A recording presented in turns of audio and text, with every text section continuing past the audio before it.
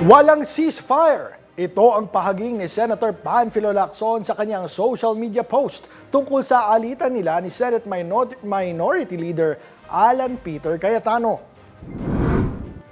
Ayon sa post, paano raw hihingi ng ceasefire ang isang taong sinimula ng gera sa pamamagitan lamang ng toy gun at laway bilang bala at magpapadala ng tagapamagitan kapag nahaharap na sa tunay na bomba?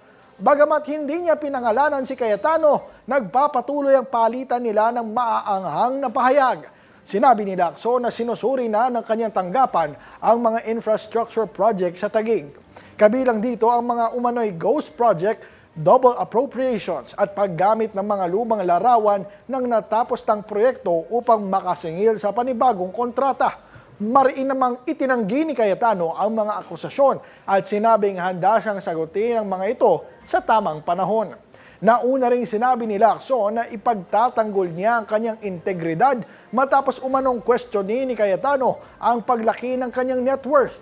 Iginit naman niyang lehitimo ang pinagmula ng kanyang yaman at inaasahang ilalantad pa niya ang mga natuklasan ng kanyang opisina sa pagdinig ng Senate Blue Ribbon Committee.